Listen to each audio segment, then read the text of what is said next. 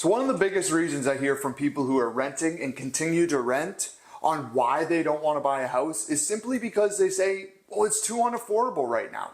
I can't spend that much amount of money to go buy a house. Look, I don't necessarily disagree with what they're saying. It is a pricey market right now.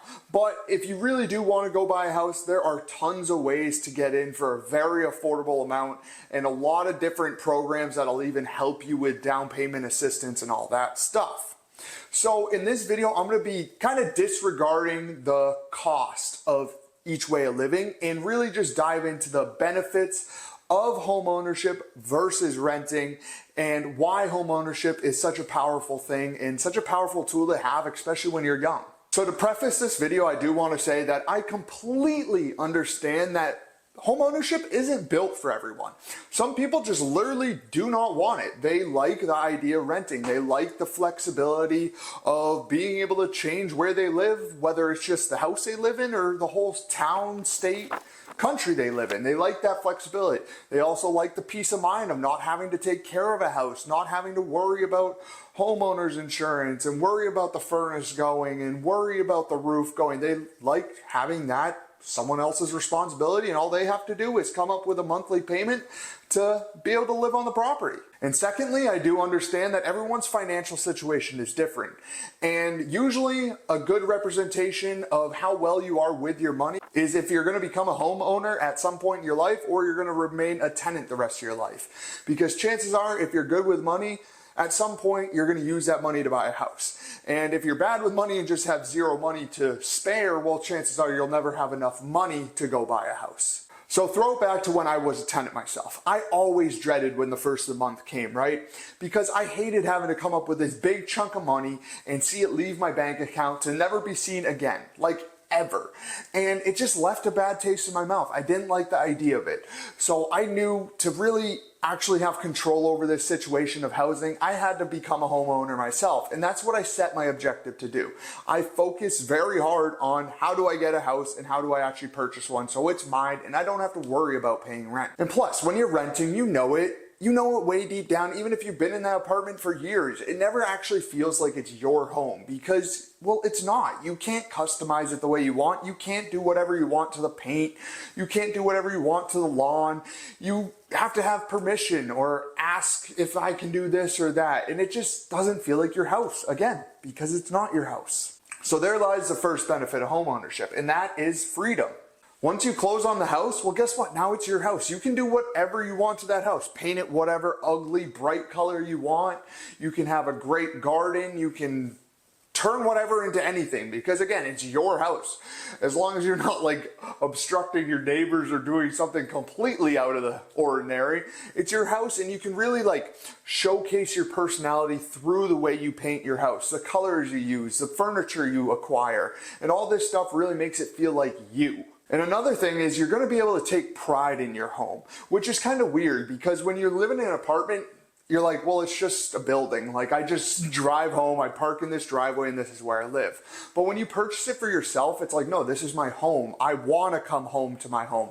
I want to spend my weekend in my home. People are, why don't you get out? Well, because I'm working on my home, you know, like it's your little project. It's another piece of you. And another thing that leaked through for me at least was when I was renting, even though I'm in the same city as I was renting in before I bought a house, I didn't care about the community, like at all. I didn't care what was going on. I didn't care about the events. I didn't care about it at all.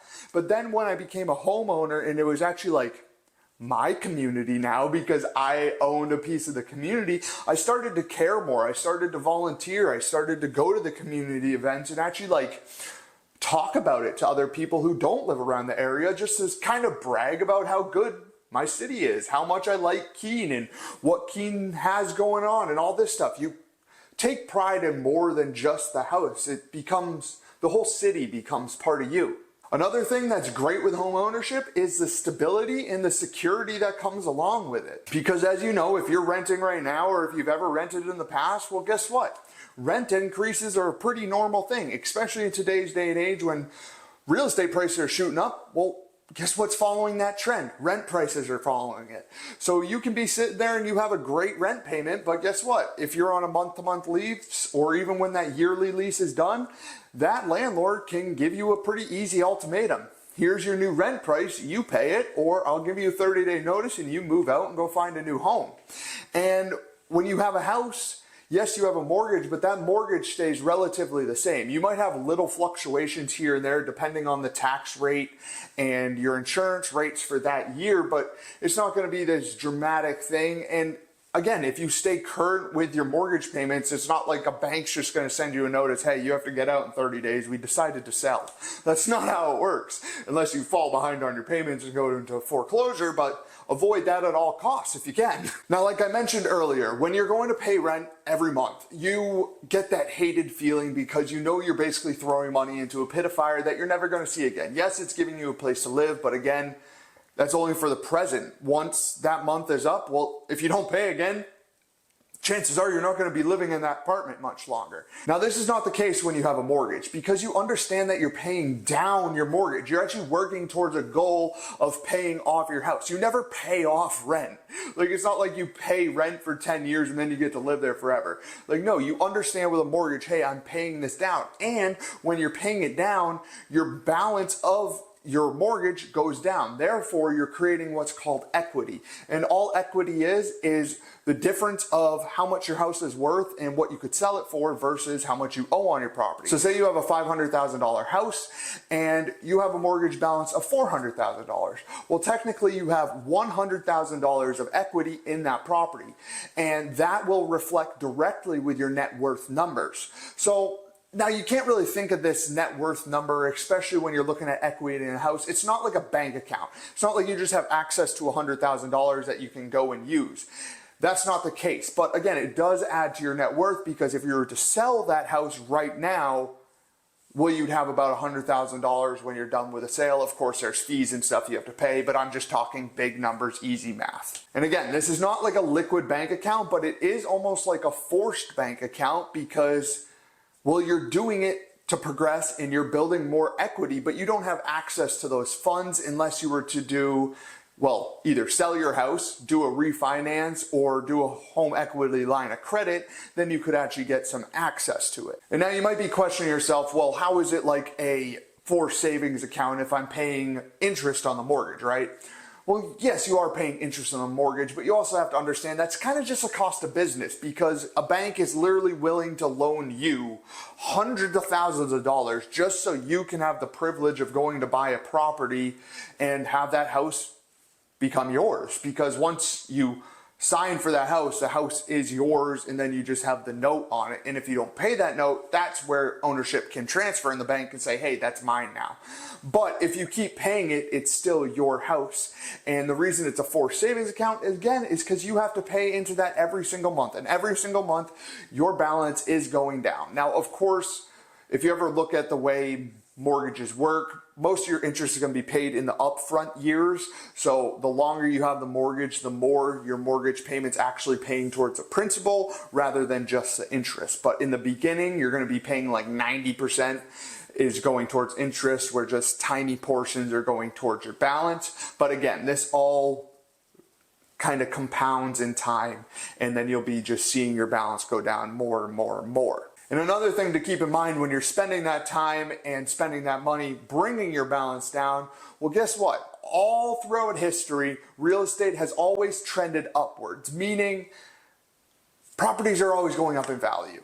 So I'm not saying that in a particular year that you buy and sell that you're going to see a profit, because if it's just like a 5-year swing, there's a lot of volatility in a 5-year period. But if you buy a house today and then 30 years from now, chances are that house is going to be worth a lot more than it is today, and you pay down your balance, so therefore you're creating even more of a spread in your equity, and when you go to sell that house, hopefully you make a great profit. So those are a bunch of the benefits of home ownership. Now, if you're kind of on the edge and you're like, wow, this kind of does sound good, maybe I should look a little bit more into it. Here are some questions that you should consider asking yourself and seeing even if home ownership is the right move for you right now. So one question you should ask is, how much can I afford in a monthly payment? Next, am I prepared for a long-term investment? How long do I plan to stay in this home? Do I want stability or flexibility? Can I afford home repairs and home maintenance? What are my financial, career, and family goals?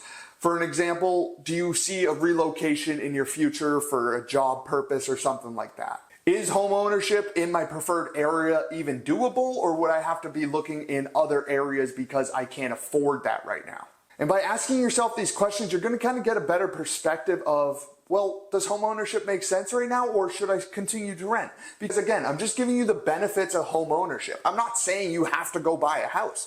If right now you're in your mid-20s still trying to figure out your career, you don't even know if you're going to live in this place for another year or two, and you're like, I don't know, I feel like I'm wasting money on rent. Should I go buy a home? Well, if you're not going to be here in a year and a half, no, you probably shouldn't, because there's really no, other than flipping houses, you really shouldn't be holding real estate for a super short period of time, because chances are you're going to lose money just in the cost of doing business with buying and selling real estate.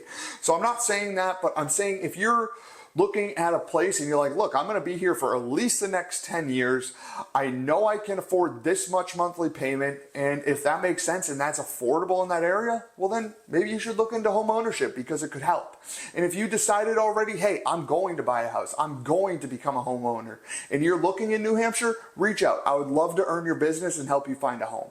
So I hope this deserves a like and a subscribe button, and I'll catch you guys next week.